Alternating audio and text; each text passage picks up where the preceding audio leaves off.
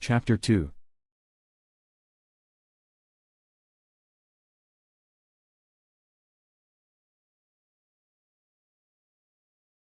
Is anybody home?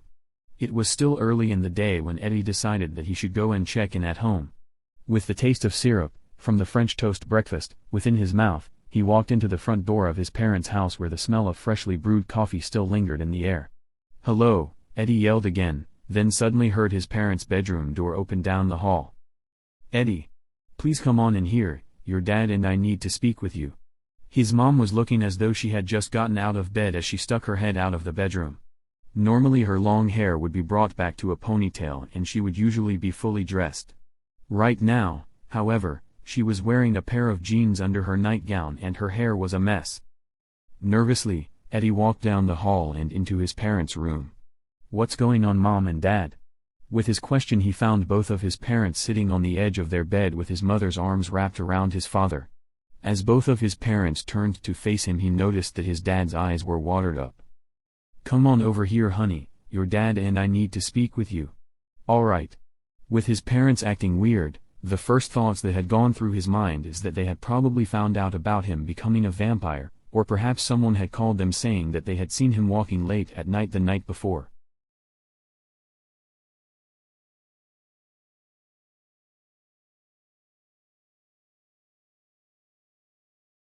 "What's going on?" Eddie asked as he walked to the far edge of his parents' bed, then turned to face them. Standing right in front of his mom and dad he could see that his father had in fact been crying. A single tear ran down his face as he held a handkerchief in his hand. Now Eddie was scared. He had never seen his father cry.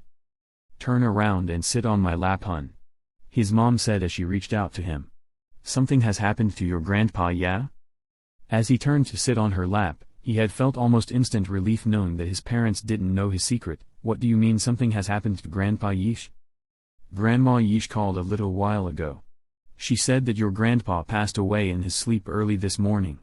She is asking that your father and I to be with her in Pennsylvania." "But Mom, my friends and school." Eddie. His mom counter-interrupted. "Just before you got home a moment ago, I spoke to Malachi's mom and she said that you would be more than welcome to stay with them. I don't know how long your father and I are gonna be in Pennsylvania. We might end up staying. If you would like." Eddie's father began in a quiet voice, "You can live with Malachi until you're old enough to move out on your own. Mr. and Mrs. DeClue have already okayed that. But only if you want. Or, when you're ready to, you can move to Pennsylvania as well."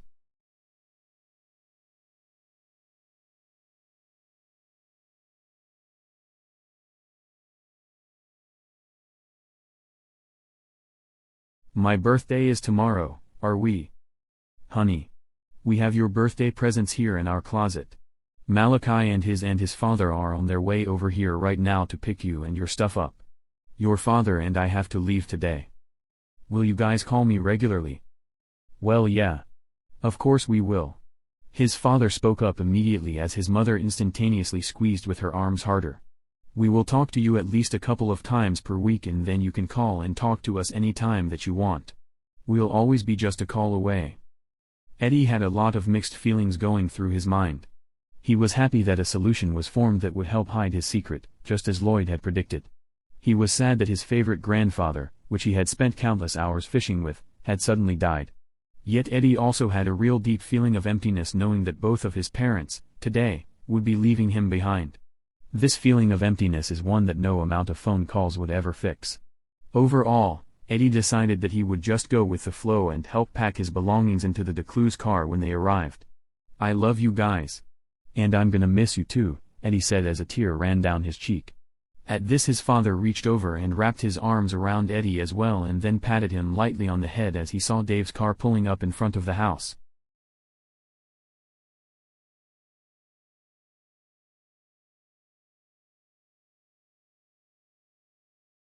The process of moving, 3 car loads and about 2 hours worth of labor between Dave, Malachi, and Ronnie, took most of the remaining energy from Eddie's lack of sleep, causing him to nearly tremble as he hugged his parents goodbye.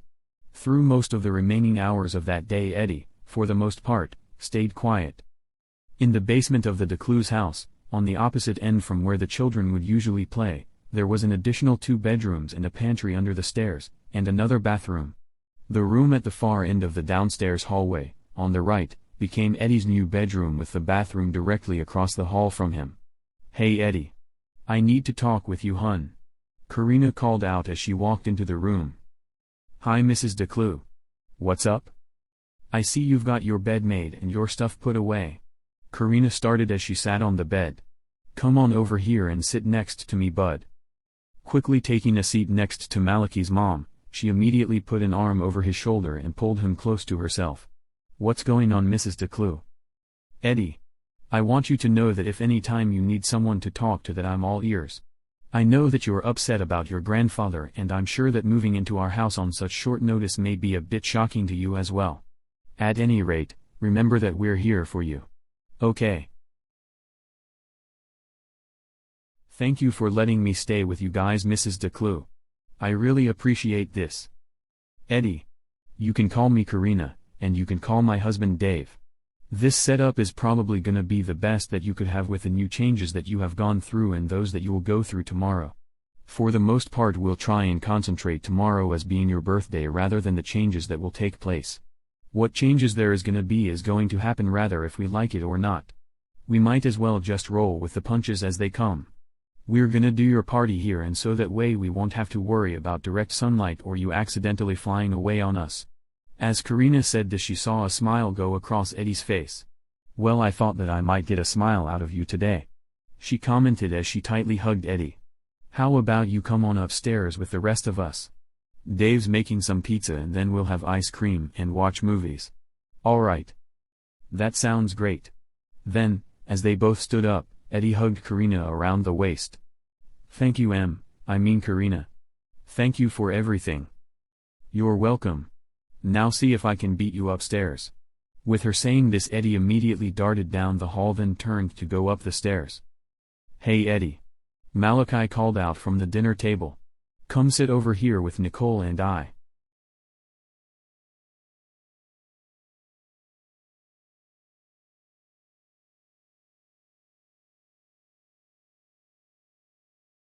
"Alright," Eddie responded and then leaned over Ronnie's shoulder on the way. "How are you doing, buddy?" Eddie whispered. "Good. Thank you," Ronnie responded as he watched Eddie take his seat across the table. "Hey Eddie. Which do you like best? The Lost Boys, Good Morning Vietnam, or Jurassic Park Part 3? "Ha. I don't know. How about Jurassic Park?" Eddie responded and then picked up a large slice of pizza off of his plate. After dinner, Malachi, Nicole, Ronnie, and Eddie all stayed up late as they watched all of the rented movies. By the time that their last movie was over, it was about 4 o'clock in the morning. They had gone through an entire 5-gallon tub of ice cream, and then, after Eddie watched Nicole and Malachi fall asleep on top of each other on one couch, after Ronnie laid his head down and fell asleep on Eddie's lap, Eddie decided that the best he could do is try to carefully lay down next to Ronnie and go to sleep as well. This worked. After Eddie removed Ronnie's shoes so that they weren't in his face, moments later he fell asleep.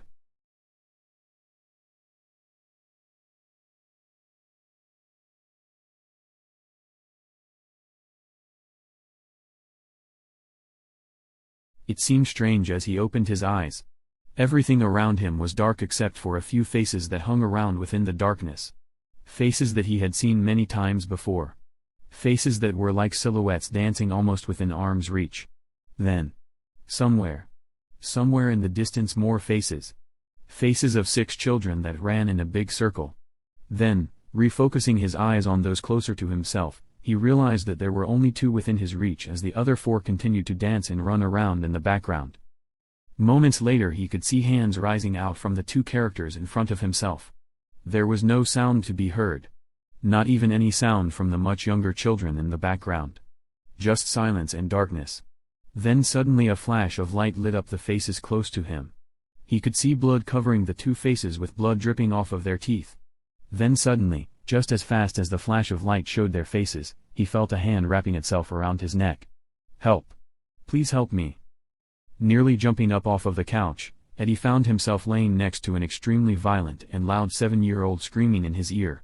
Turning over quickly, Eddie grabbed a hold of Ronnie with both arms as he realized the extent of an awful nightmare that had wakened the child. "Ronnie. It's alright, bud. Just relax," Eddie continued then. Seconds later heard either Corina's or David's feet coming down the hallway.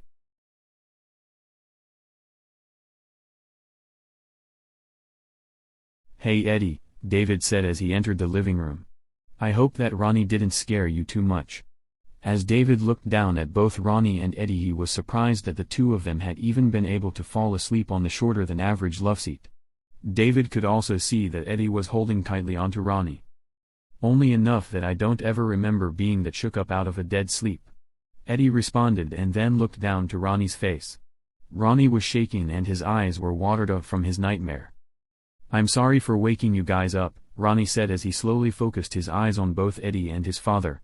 As Ronnie continued to lay down next to Eddie, on Eddie's arm for that matter, he looked up towards his dad. "It's the same dreams, Dad." "I know, bud. It's gonna be alright." Then, looking at Eddie, he continued. "Eddie, you might as well get used to it. Both Malachi and Ronnie regularly have recurring nightmares. When they were younger the dreams were more frequent. Nowadays they average about once a week for each of them." As Eddie listened to Dave, he thought about the fact that he, himself, had 2 nightmares since the day of Malachi's birthday. Just as Dave was now explaining about Malachi's and Ronnie's, his 2 were the same as one another. After about 10 minutes or so, Dave headed back to bed as Eddie watched Ronnie doze off before attempting to go back to sleep himself. A slight beam of light had shone from a street light outside of the house, with it was a little bit of a shadow that casted across Ronnie's bare chest. With this shadow Eddie was able to see Ronnie's breathing slow down to the point that he was obviously asleep.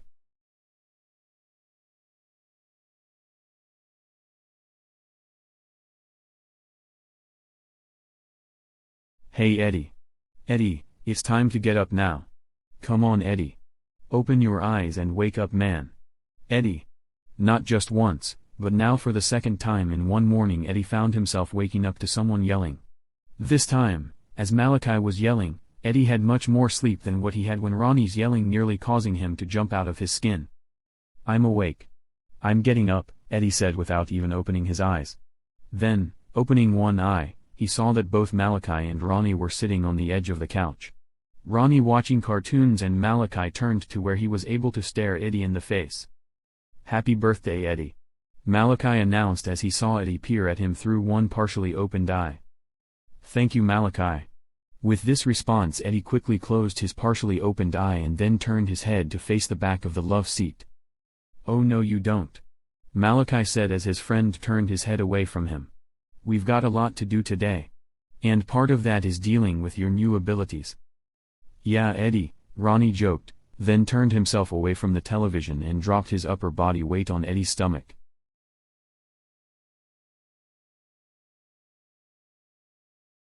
"Oh. Ronnie." Eddie quickly turned his head back around towards Ronnie and Malachi. Then, with both arms, grabbed a hold of Ronnie and squeezed him tightly. "How about a bear hug, you silly clown?" With this, Ronnie laughed loudly, almost causing Corina to spill her cup of coffee at the kitchen table. "Alright guys. Settle down a bit. How about you guys get cleaned up so that we can eat breakfast? Eddie, I hope that you like eggs and bacon with toast." "Yes ma'am. Anything is better than plain old cereal. Eggs and bacon is also one of my favorites. Also guys, I sent Dave out to Safeway to get more ice cream and also to rent the best movies that he could find. So far the only problem that I can see for today is that it's supposed to be hot with clear skies outside." "Well, that shouldn't be too big of a problem, Corina." "Eddie," Corina said as she turned to face him. "David doesn't know about anything having to do with vampires. Throughout Malachi's and Ronnie's lives we've kept a lid on it from David. He thinks that the kids' teeth are caused by birth deformity. What is he gonna think when my teeth grow in? Both of my canine teeth are about to fall out. It might even happen today."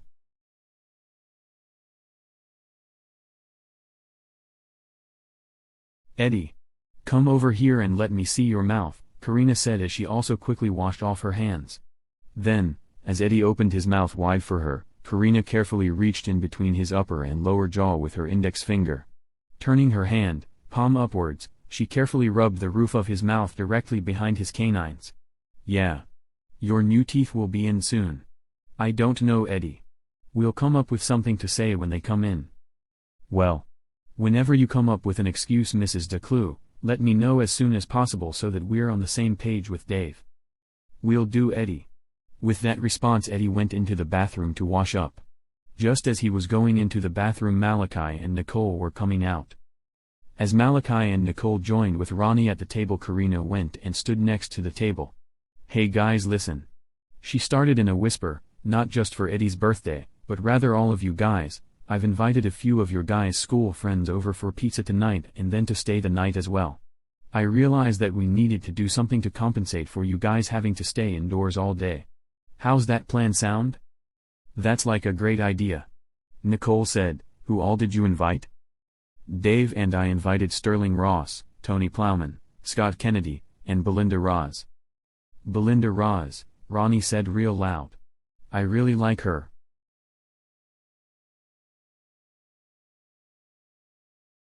Poop, Malachi said. Ronnie's got a girlfriend. Ronnie's got a girlfriend.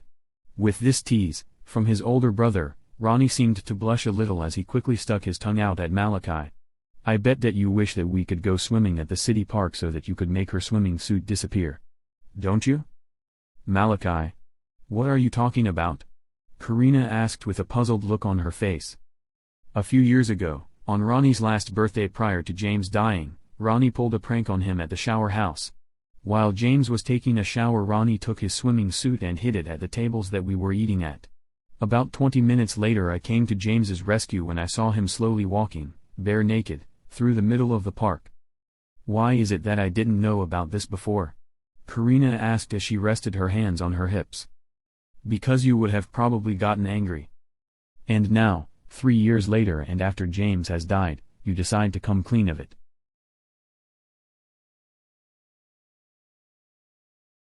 Hey Mom. Remember that this is something that Ronnie did.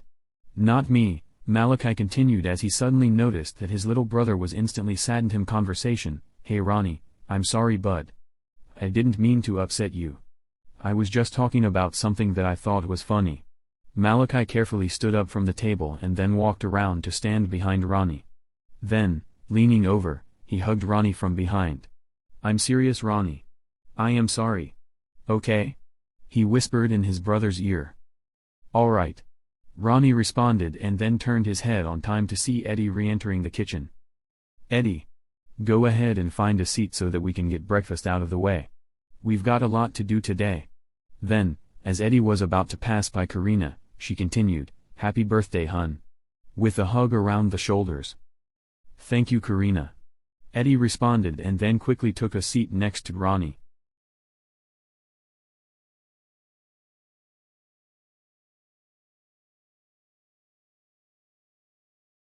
It was about 6 o'clock that afternoon that the kids' school peers had began to show up at the house. The first one to arrive was Sterling Ross. Sterling was about a year and a half younger than Malachi, and Eddie, however, had been good friends to both Malachi and Eddie. It was about 10 minutes later that Tony showed up, and then, shortly after, both Scott and Belinda. With an exception of a call from Eddie's parents to say happy birthday, most of the evening went without incident. Because both David and Karina had to be at work the following morning, they both went to bed at about 10 o'clock. From this point on, for the rest of the night, all of the kids were left alone.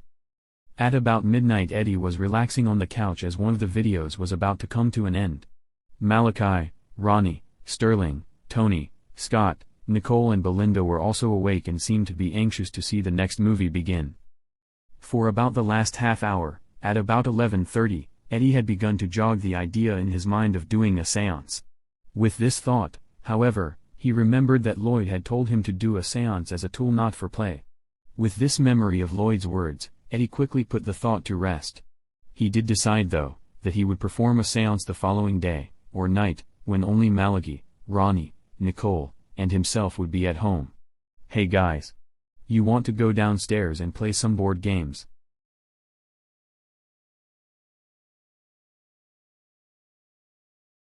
Yeah. That sounds like fun, Sterling said as he jumped off of the arm of the couch. Where are the games? They're downstairs in the closet, Malachi said as he stood up and then held out his hand for Nicole. Let's all go downstairs to play though. That way we won't wake up my parents. Sounds good to me, Scott said and then got up off of the floor. Come on Sterling, let's beat everyone else downstairs. Then, as Scott grabbed Sterling by the elbow, they both disappeared down the staircase. Hey Tony. Come on down. Looks like that you're about to fall asleep, Malachi said as he held onto Nicole's hand. Tony quickly jumped up off of the couch and then followed Eddie, Malachi, and Nicole down the stairs. Well, I guess that leaves you and I, Belinda, Ronnie said as he scooted himself closer to her. You know, there is something that I've been wanting to tell you for a long time. Reaching out to hold her hand, she instantly reached out to hold his. Ronnie. Belinda interrupted. Would you please give me a kiss? As she stared at Ronnie's face, it looked to her as though his mind had gone completely blank. Yeah. I would love to, Ronnie said and then leaned his head towards her, puckered up his lips, then closed his eyes. Belinda was shocked yet momentarily stared at Ronnie's face before puckering up her own lips, moved herself to about an inch from his lips, then, like Ronnie, closed her eyes and then made full contact between herself and her friend. Though Belinda had never said anything about it to Ronnie, she had a crush on him that had grown since kindergarten. Now, just as they had finished the 3rd grade together, she was taking advantage of a moment that she had prayed for since the day that she first met him.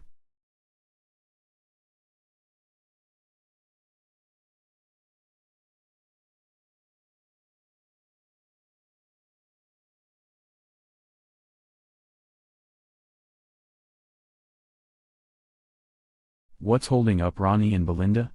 Malachi asked as they pulled out pieces of the Monopoly game. I'm not sure. How about I go check on them real quick while you continue to set up the game, Eddie said as he picked up the figure of a little shoe. Here Malachi. I'll be this one. As light-footed as Eddie possibly could, so that he wouldn't wake up David and Karina, he jogged up the stairs. Then, just as he got to the first landing, he turned to head up the next flight of steps. Why didn't I just use our ESP to rush Ronnie? Eddie questioned himself, then suddenly, from about halfway up the second set of stairs, Eddie found himself, without warning, quickly rising up the stairs without even touching his feet on the steps. Just as he reached the top landing he instantly, without effort, landed on his feet. Swinging both of his arms out to either side, momentary Eddie thought that he might lose his balance. He didn't, however he did take a moment to lean up against the wall to reflect on what had just happened. Wow. It's happening. Eddie thought to himself. Malachi. I just flew up the stairway. Jumping up off of the floor, Malachi quickly ran around the circle they had been sitting in around the Monopoly board. Stopping, as he came up to Nicole's side, he kneeled down beside her then whispered into her ear. Nicole. Eddie just told me, through our extrasensory perception, that he flew up the stairs just now.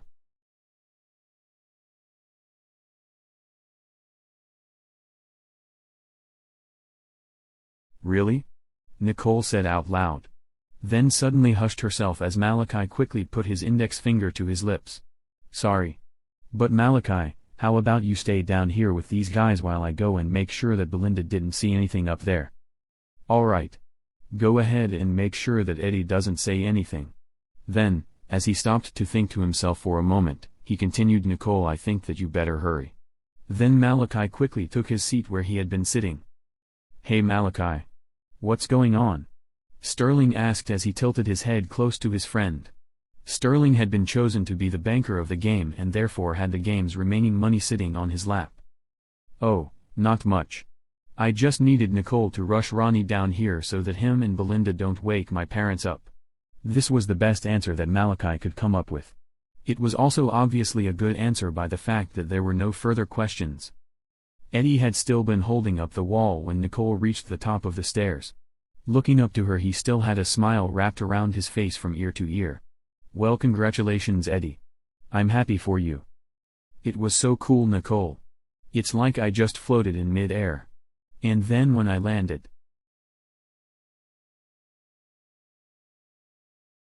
Eddie. Nicole interrupted, Belinda is still up here with Ronnie. You need to talk quieter. Yeah. That's why I came up here in the first. Hey guys. What's going on? Ronnie interrupted. With him was Belinda as they both held hands and then walked past Nicole and Eddie without waiting for a response. Well, it sure looks like Ronnie is enjoying himself tonight. We might have to separate them before they go to bed, Eddie joked as him and Nicole both stared at them as they walked down the stairs.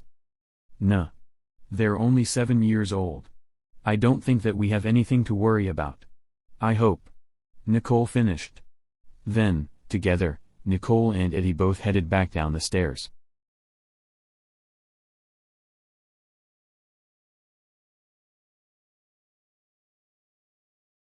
After staying up all night, it wasn't until nearly dinner time that Eddie had opened his eyes. Being that he had a basement bedroom, sunlight through a bedroom window wasn't something that he had to worry about, a luxury that neither Malachi nor Ronnie knew anything about, being that they had never slept in one of the downstairs bedrooms. Walking out of his bedroom, through the basement, and then upstairs, Eddie quickly realized that Sterling, Tony, Scott, and Belinda had already gone home.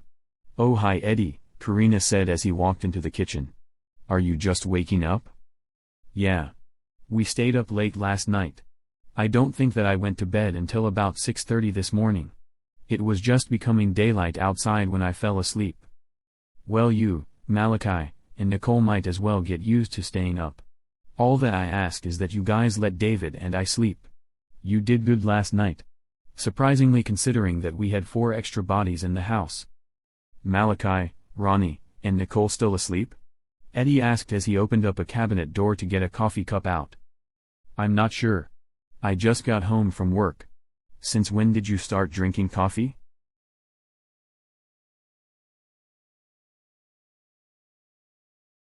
"My mom had gotten me on coffee as a trade-off to Ritalin a few years ago.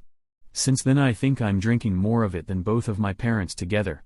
Then, as Eddie paused for a moment, he sat down my parents together at the table. "Hey Karina. I flew up the stairs last night." Just the same as Malachi had described about his first time. Sitting down next to Eddie, with her own cup of coffee, she had a look on her face of deep thought. "Well Eddie. I think that, with Malachi, that you two need either to go out to the Sand Rocks or the high school football field at night and learn how to control this ability. This way hopefully you guys won't accidentally go airborne in public. An incident like that would not look good for us in the newspaper." "Yeah, you're right. Maybe tonight, being that our extra friends won't be here, Malachi, Nicole, and I can spend the night out at the Sand Rocks. It's supposed to be warm out tonight anyhow." "Well, that's a good plan. How about you go and wake up Ronnie, Malachi, and Nicole for dinner? David should be home soon. I'd like to have something at least close to being ready to eat when he gets here." And so it was. Dave arrived at home shortly after, and then Malachi, Nicole, and Eddie planned to spend a few hours out away from the house. "Can I go with them, Mom?" Ronnie asked as he overheard the conversation.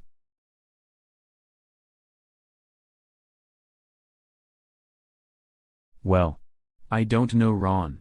It's gonna be late and they're gonna be on the Sand Rocks. It's dangerous up there." "Please Mom. I'll stay with them and I'll mind, I promise," Ronnie continued. "Ronnie. Go tell Malachi to come here. I'll talk to him and if he says okay, well then it'll be okay with me." Before Karina could even finish talking, Ronnie had turned and ran out of his parents' bedroom. "Well, what do you say we head all of the way towards the middle school, like we did last time? At least this time we won't have to worry about Eddie falling." Suddenly Nicole was interrupted by a knock on the bedroom door. "Hey Malachi, can I come in please?" "Yeah. Come on in Ronnie." Malachi answered as he stood up from the computer. Then, as Ron entered the room, Malachi continued. "What does Mom need to talk to me about?" "Well, I know that I should have talked to you first, but I asked her if I could go with you guys tonight. She said that if it was alright with you that I could. Can I please? I'll do what you tell me to." "Well, alright.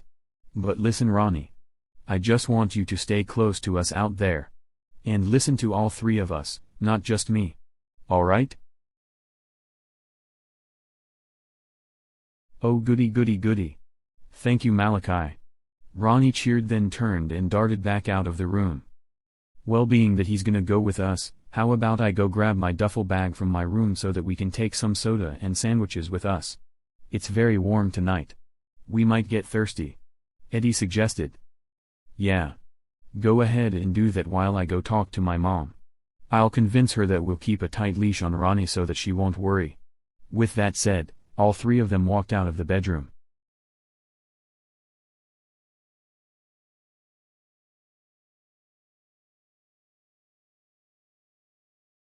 It was about 11:30 that night when the kids had found themselves having to make the choice between the upper trail or the lower trail.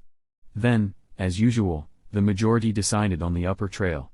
"Well, at least I don't have to worry about falling this time," Eddie joked as they headed up the steep hill. "Yeah, but that doesn't mean that you want to accidentally fall though. Your ability to fly is only as good as your reflexes," Malachi responded. "Also, you've got to remember that Ronnie cannot fly. I don't think that having to fetch him from a 150-foot drop is something that I really want to go." Then, as Malachi looked down to his little brother and patted him on the top of the head, he continued, "But I would if need be." At this, Ronnie looked up to Malachi and smiled. "Yeah, you're right. When do you think that it would be a good time to practice our flying?" Eddie asked. In part to change the subject. "Let's wait until we get to where you had fallen. It's the highest point, also that will leave the most room for error." "Ah guys," Nicole interrupted, "what do you say that we leave out the error and just do it right the first time? Eddie's little stumble the other day kinda freaked me out."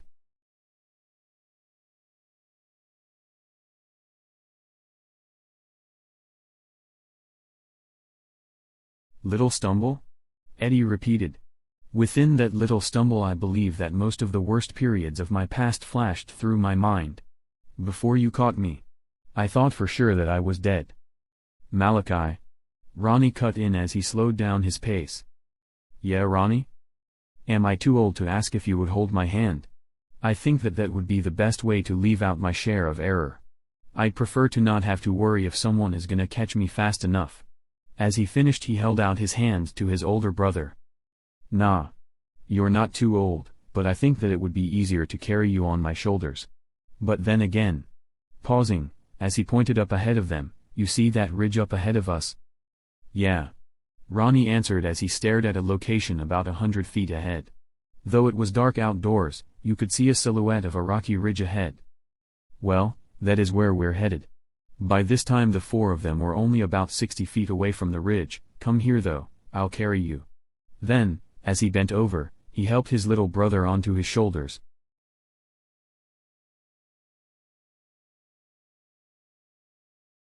The weather was surprisingly warm for how late it was. There was a slight breeze as well, but felt even warmer than the still air. In the distance you could hear the cry of either a wolf or a coyote as a few dogs, from the town down below, were barking back into the dark unknown. "Well, here we are," Nicole announced. "What do you guys want to do?" she asked as she stepped up to Malachi and patted Ronnie on the back. Then, as if to check both Ronnie's and Malachi's reflexes, she put her finger through a back belt loop of Ronnie's jeans and pulled just hard enough to slightly cause Ron to grip harder onto his brother with his legs. "What are you doing, Nicole?" Ronnie asked as he grinned at her. "Just playing." "Why, did I scare you?" she asked as she grinned back at him. "No. You didn't scare me, you silly. You did make it feel like you pulled my pants down a little though." As he said this, he let go of his brother with one arm as he reached down to lightly tug on Nicole's sweatshirt. At Ronnie's response, Nicole lightly rubbed his lower back and could feel the top edge of his jeans were at about the same height as the elastic band of his underwear.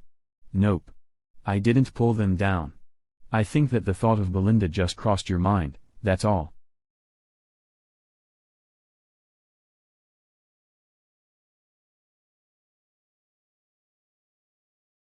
"Yeah, right." As Nicole said this, the memory of Belinda's kiss quickly came to his mind. This memory silenced Ronnie for a moment as he remembered the feel of her lips on his. "Hey Ronnie." Eddie spoke up, "What were you and Belinda doing last night while we were downstairs? You two had a funny look on your faces when I came up to check on you." "Yeah. Ronnie, what were you two doing?" Nicole asked as she remembered that silly face, when she had met Eddie at the top of the steps, after his first flying incident. "Not much," Ronnie answered as he instantly blushed. "All right guys," Nicole interrupted. "Time for you guys to do something." Then, as she raised her arms up to help Ronnie off of Malachi's back, Malachi suddenly moved to prevent her from taking him down.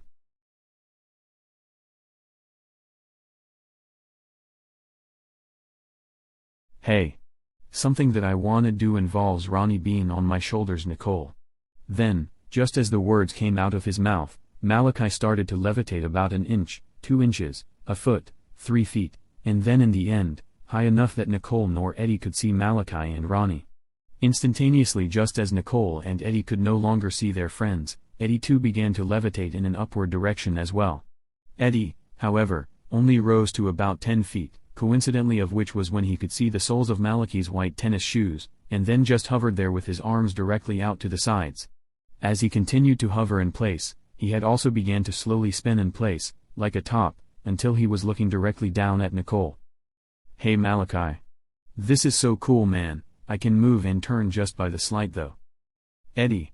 Come up here with me, Malachi said as he too slowly spun around in the air to face his friend. Wow. This is real cool, Malachi, Ronnie said as he dared to loosen his grip on Malachi. Nicole. Look at me.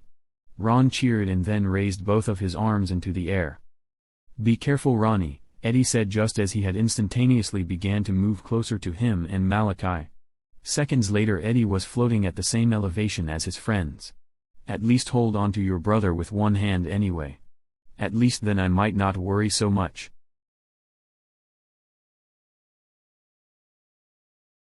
Hey guys, Nicole yelled. How about y'all come down to where I can see ya?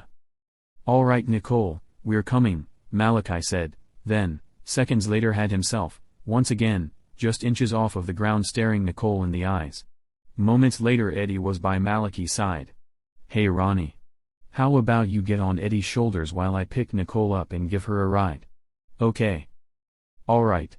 Ronnie responded and then reached his arms out for Eddie.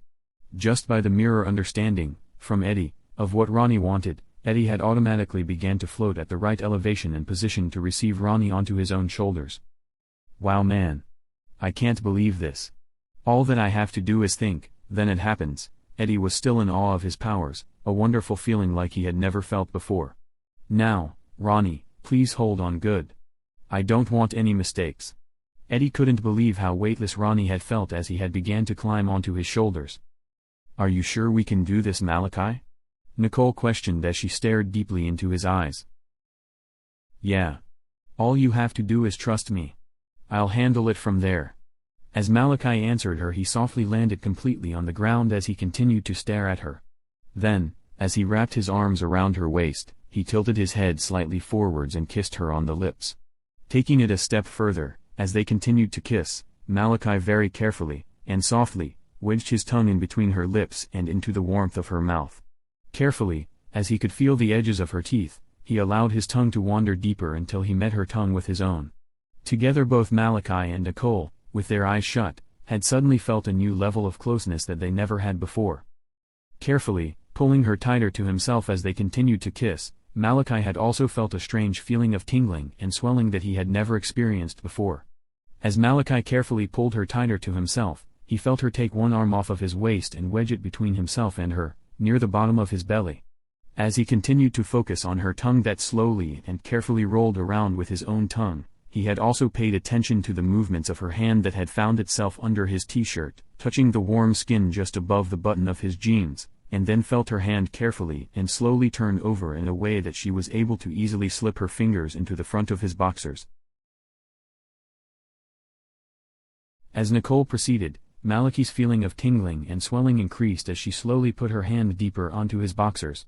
A wonderful feeling of closeness and joy like he had never felt before in his life. As Malachi and Nicole remained lip-locked, both of them were breathing much harder than normal. To Nicole it felt as though Malachi's fast heartbeat had pulsated much faster. It seemed that only seconds had passed as they both began to relax.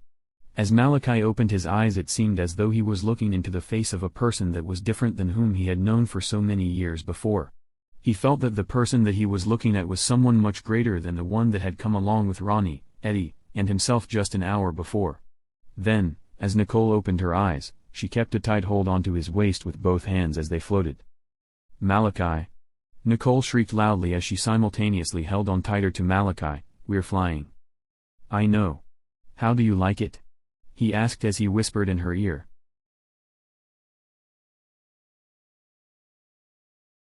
I love it. And, I love you. She responded.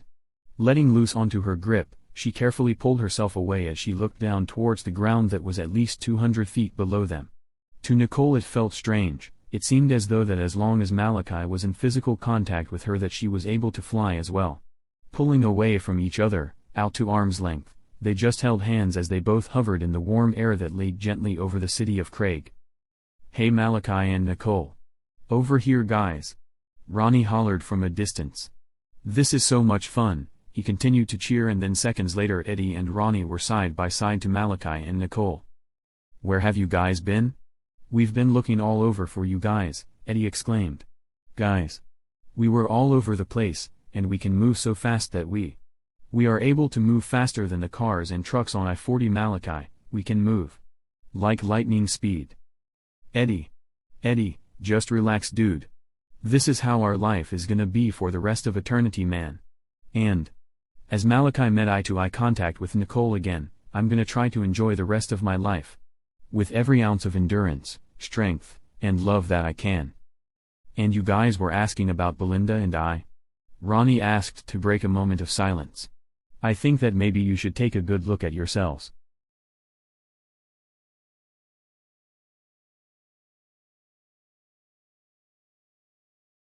Deciding that they were done for the rest of the night, as far as practicing their flying abilities that is, they decided that they would see about possibly landing closer to the house so that they wouldn't have to walk as far as they did on the way to the sand rocks.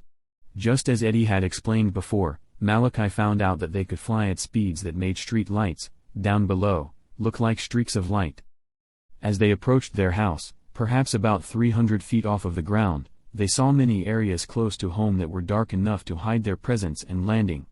In fact, the closest place to the house was in their own backyard, where the house, the neighboring houses, and the fence around their own backyard, had darkened the yards enough to make their stealth landing.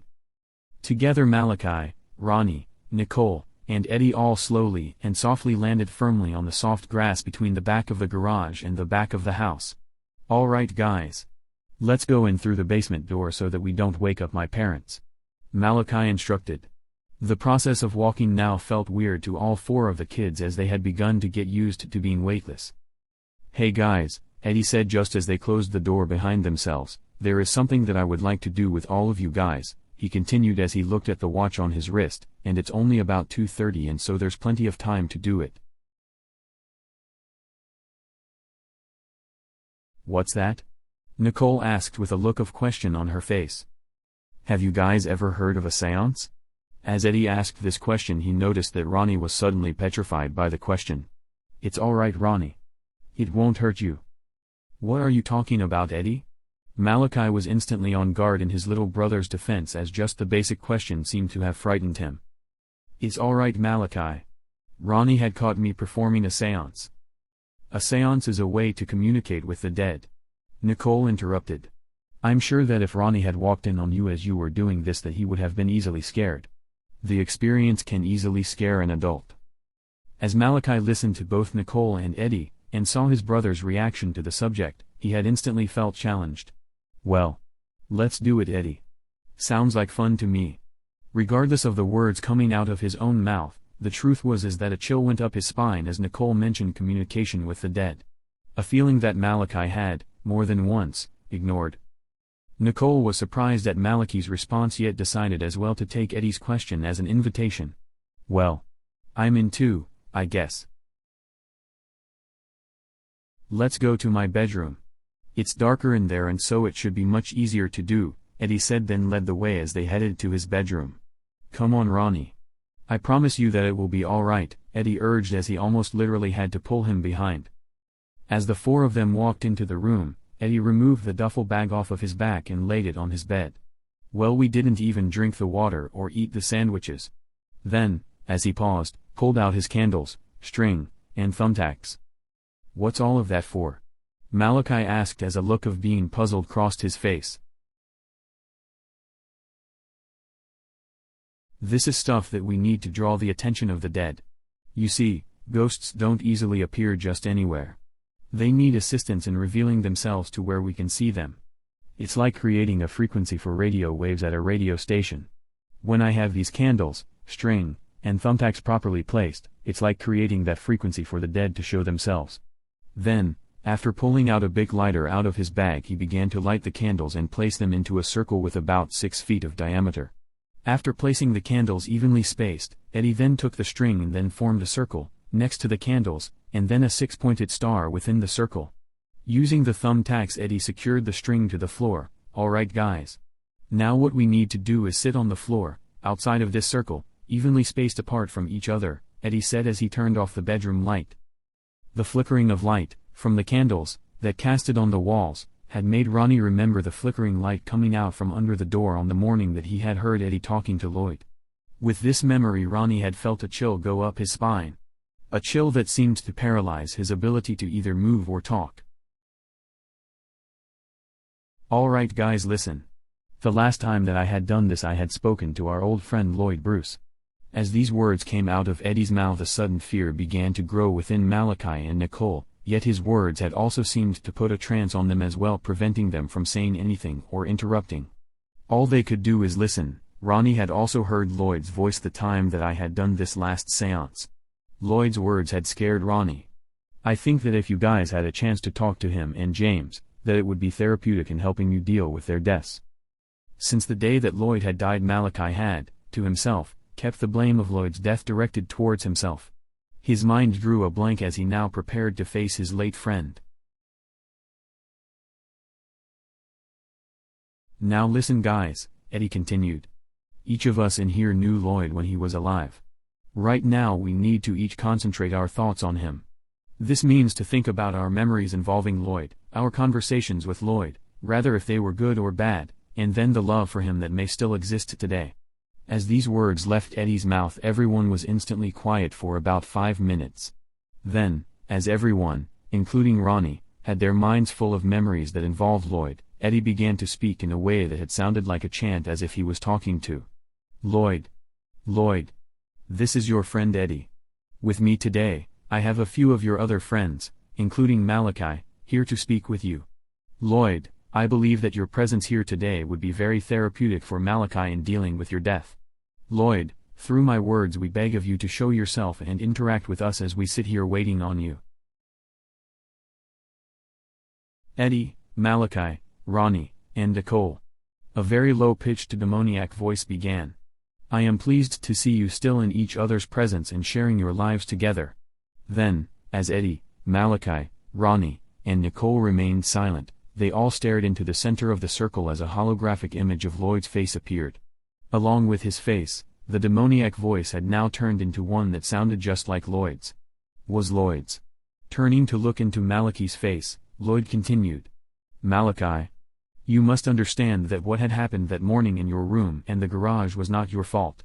Malachi, you and I both made choices that morning that were made out of enjoyment, time with you and I together, the biological need for you to harvest, and the unfruitful ways that children respond to fear. What happened that morning, Malachi, was destined to happen. No part of it was your fault. Do you understand me? But if I hadn't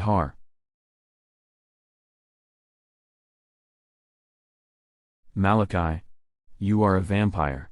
A living, breathing creature that must survive. Malachi." In a softer tone of voice, Lloyd continued, "Either way, rather if you harvested that morning or not, I had lost too much blood, I was gonna die anyway. You prevented my death from being in vain by consuming the life to yourself. My death started your way to eternal life. You did the right thing, Malachi. Now, in 8 years from now, you and Nicole will give birth to a healthy baby boy. This boy is gonna grow up to be different from most people, Malachi. Differences beyond the fact that he too will be a vampire." "What do you mean differences, Lloyd?" Nicole asked. Turning to face Nicole, Lloyd continued, "Differences that you and your soon-to-be husband, Malachi, will learn to have to accept in order to properly love your son as he is. As he reveals this information to you, at the age of 17, he will require the love and support of his parents and family. No. I will not tell you what that difference is. That's part of your keeping an open mind. Lloyd. I have always missed you. There have been so many times, in the past, that I had wished that you were there. So many times that something that I've done or was about to do caused me to remember you," Malachi continued.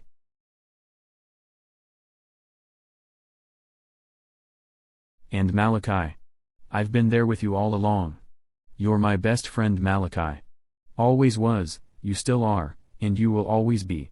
Even though you can't see me, I'm still there by your side. Is James still here too? Ronnie asked real quietly. Almost too quiet to be heard. Yes, Ronnie.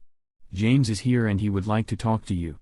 But Ronnie, you too must understand that you're not at fault for anybody's death. Things happen for a reason. Pausing for a moment, Lloyd could see that both Malachi's and Ronnie's eyes had watered up. You know, Ronnie. Sometimes bad things just happen. We can't always control the things around us and we can't live a life based on what if. All that we can do is live life to the fullest every day. Sometimes you're gonna stumble and fall. That's when you've got to get up, brush off the dirt, and then continue to live your life and know that sooner or later, you will stumble and fall again. That's life. So you can either choose to live a life scared of that what if, or you can choose to be happy that you, your brother, your family, and Belinda have each other to love and cherish. Hi Ronnie. An old familiar voice said. I've been wanting to have a chance to talk to you. The holographic face of Lloyd was suddenly replaced with that of James. Hi James. I miss you. Ronnie's eyes began to produce tears that suddenly raced down his cheeks. Ronnie. You are way too special of a person to carry the amount of burden that you've had on your shoulders for the last 3 years. Look around you, Ronnie. You're in a room full of people that love you and would do anything in this world for you. Neither you or Malachi have as much as one enemy in this world. For that matter, nor does Eddie or Nicole. You have more powers than any superhero that Christopher Reeves could ever imagine. Your parents, if only every child had parents like yours. There would be peace in every country on this planet. What else do you have? Besides 2 ghosts that love you very much as well. You have Lloyd and I watching over your shoulders through every step that you'll ever take in this life. Ronnie. You have done nothing wrong, even when a pair of swimming shorts came up missing. You still didn't do anything wrong. You did, however. Teach me to have the courage to step out and not give a damn what others might think about me. If you remember carefully, I did step out of that shower house and I did head for the tables prior to Malachi helping me out. Ronnie. You gave me that courage. And now, I'm asking you to lift your head and have the courage to take any form of fault that you still harbor and realize that it's not your fault. You can't change the past. And have the courage to realize, and admit, that you're a good person. Nah. You're a great person. Just believe that, Ron. Everyone in this house believes that you are. And so do I. Moments later, as fast as the holograph faces appeared, they disappeared along with the voices of both Lloyd and James. Suddenly the flickering of candles began to shine steadily. With this, Eddie quickly stood up and turned on the bedroom light. That's it, guys. Then, looking at his watch, he saw that it was just after 4 o'clock in the morning. We only have another 2.5 hours before sunrise. We might as well head off to bed. Yeah, you're right. Malachi agreed, then, as he stood up, held Nicole's hand as he helped her to her feet. You coming up to bed, Ronnie, or are you gonna stay down here with Eddie? Well. Ron started as he looked up to Eddie. If it's alright with him staying down here would make 2 less flights of stairs for me to climb tonight. Of course it's alright, Ronnie. You're always welcome to spend time with me. Hell, you can even sleep next to the wall rather than on the outside edge of the bed. Just don't push me off. Okay. Malachi interrupted. You guys have a good night. And Eddie. Yeah? Thank you for letting us talk to Lloyd and James. That's cool of you, man, Malachi continued. Malachi. Anytime that you want we can talk to them. Just remember that they have been here. Through a seance, however, we can communicate with them. We'll do it again. Alright guys, Malachi said to Ronnie and Eddie, y'all have a good night. We'll see you tomorrow. With this, both Malachi and Nicole shuffled on towards the basement steps.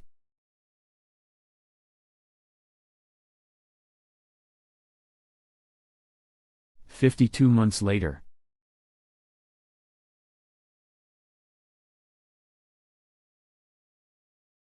"50 City L2.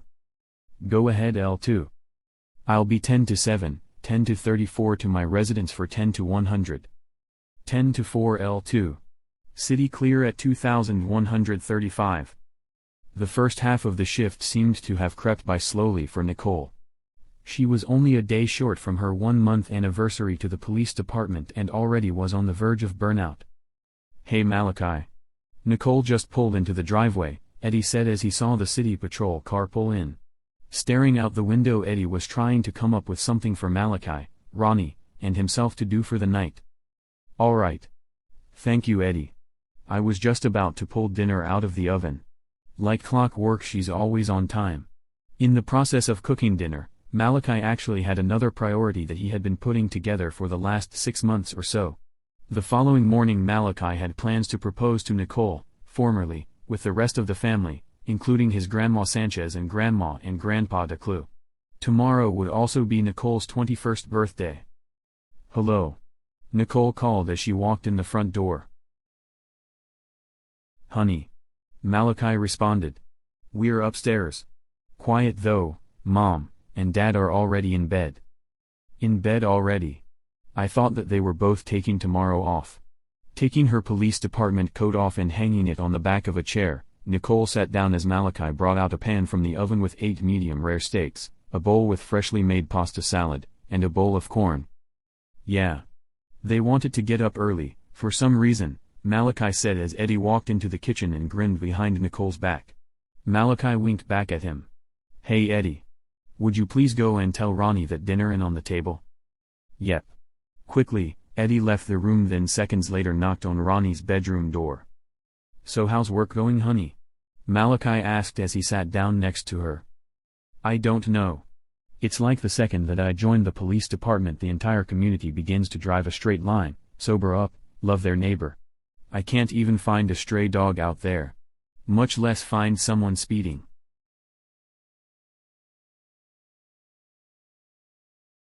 "Well, I'd like to believe that we live in one of those perfect communities, honey.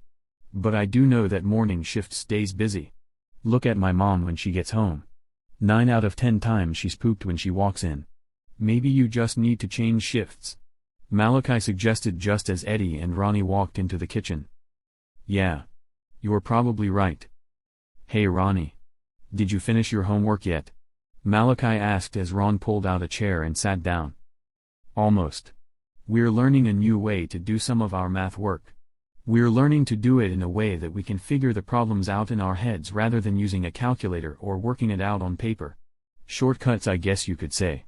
I'm having problems doing it." "Well, after Nicole leaves for work either Eddie or I can sit down with you to get it figured out."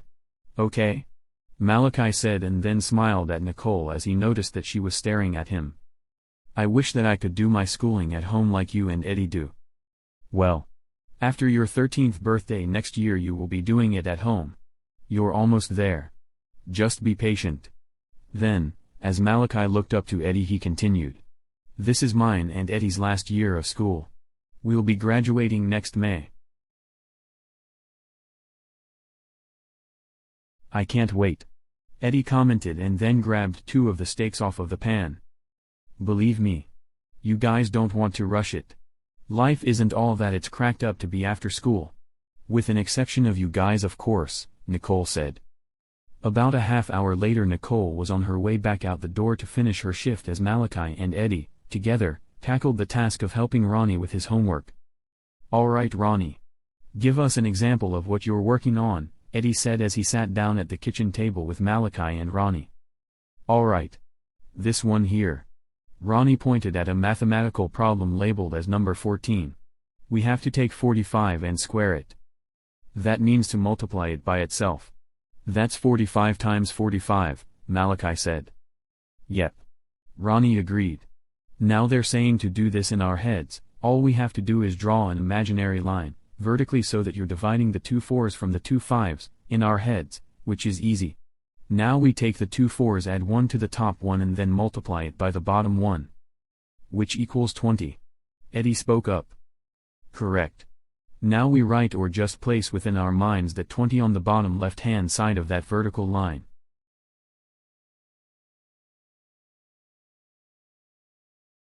"All right," Eddie said again. "Now, we take the 2 5s and just multiply them together, which is 25, and write that on the right-hand side of the vertical line. Now, Looking at the two answers, in order, the answer should be 2025. And it does, Malachi said, so.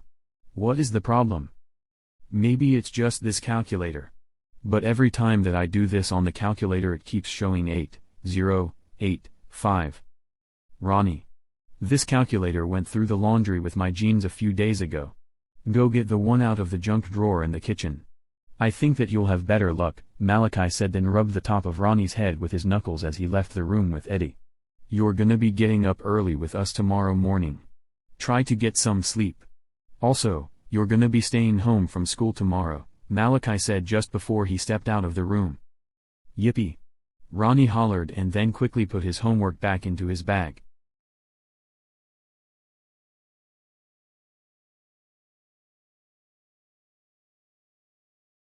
It was about 7:30 the following morning that Nicole had suddenly woken up to the sound of a loud knock on the bedroom door. It seemed to her that she had just gone to sleep, as she got off of work at 12:30 the night before and then quickly headed off to bed with Malachi. Against the normal routine of staying up until almost sunrise, Malachi had insisted that they head off to bed early without an explanation. Oh great! It's my birthday, I've got the day off of work. But I can't sleep in. Nicole thought to herself. Then, as she got up out of bed, she realized that Malachi was already out of the room. Well, that's nice. Maybe I'm getting a nice breakfast for my birthday. As she walked out of the bedroom, however, that thought diminished quickly as she heard no noise coming from the kitchen. Walking into the kitchen, Nicole went directly to the cupboard that held the drinking glasses and opened it. As she pulled out a tall glass for water, she closed the cabinet door and then realized that Mrs. Sanchez's purse was on the counter. Setting the glass down on the counter, she picked the purse up by its handle, then turned to look into the living room. Surprise! A whole room of people hollered happy birthday to you. Happy birthday to you. Happy birthday dear Nicole. Happy birthday to you. Nicole was so shocked, yet excited as well with the surprise gathering that she was instantly lost for words. So, what do you wish for, Nicole? Nicole's own mother asked as she stood forward from the crowd. Well, I don't know. Maybe. Nicole. Malachi interrupted. As Malachi and Nicole met eye-to-eye contact, he stepped out of the small crowd towards her. Then, when he got up to about arm's length from her, he kneeled to one knee and pulled out a jewelry box from behind him, then opened it. Nicole. Would you please be my wife? Nicole immediately dropped down to both knees and then began to cry as she wrapped both arms around Malachi. Between tears she tried her best to answer him. Yes. Yes, yes, yes, I will marry you. As Nicole tightened her hug she continued. I love you so much. Yes, I'll marry you.